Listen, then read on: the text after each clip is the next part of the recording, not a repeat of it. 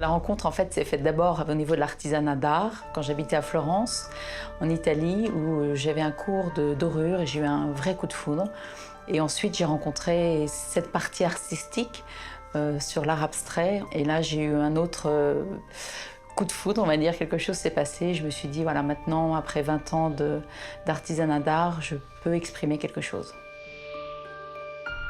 Je suis parti d'abord comme historien d'art. Mais je me suis retrouvé un petit peu emprisonné dans un côté trop conceptuel, trop intellectuel.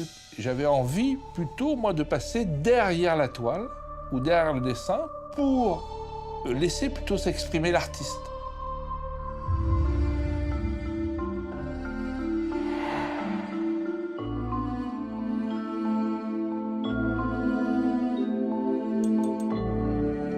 Le concept de mes créations, c'est en fait un travail sur l'émotion. C'est à travers les pigments, les reflets d'or, travailler des transparences, travailler des éclats de lumière et suggérer juste une émotion, un plaisir, une émotion. D'aller vers l'encadrement d'art, le côté magique, c'est que tu as des émotions sans cesse renouvelées. Et chaque œuvre t'apporte une sensation différente. Ça veut dire que chaque matin, quand j'ouvre la porte de mon atelier, je sais que je vais avoir une charge émotionnelle différente chaque jour. Et ça n'a pas de prix.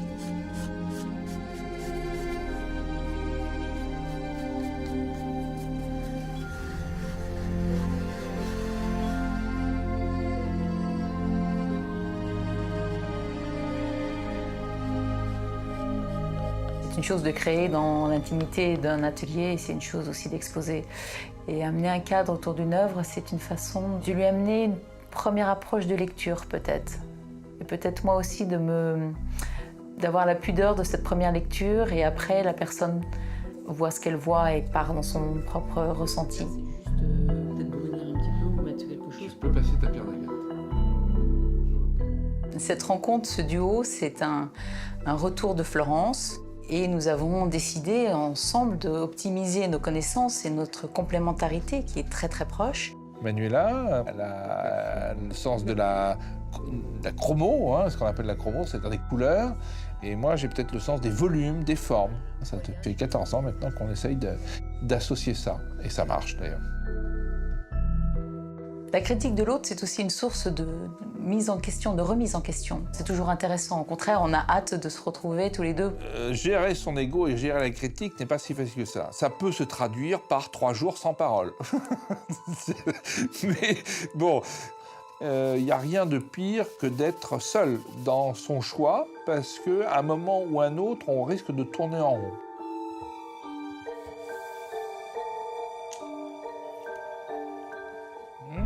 En fait, c'est intéressant de voir une proposition d'encadrement pour mes propres œuvres aussi. C'est-à-dire qu'à un moment, ce que j'ai composé ne m'appartient plus.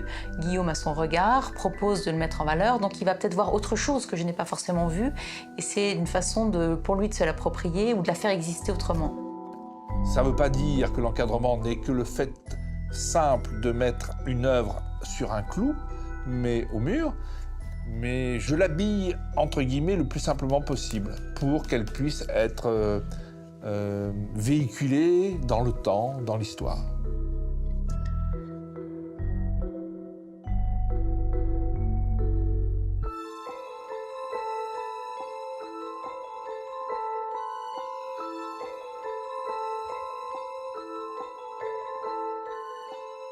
Et il faut aussi considérer le collectionneur, parce que le collectionneur va avoir sa propre vision de l'artiste. Alors, on réunit un artiste, un encadreur, un collectionneur.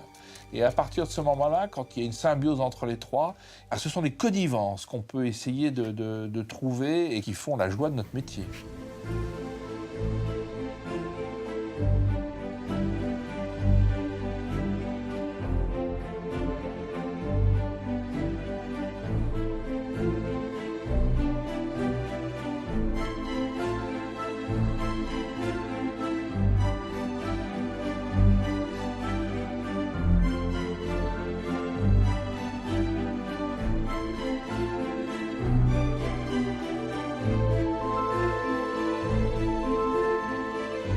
Un encadrement abouti, c'est une œuvre qui jaillit par elle-même. Le cadre n'est pas omniprésent, le cadre ne fait que souligner.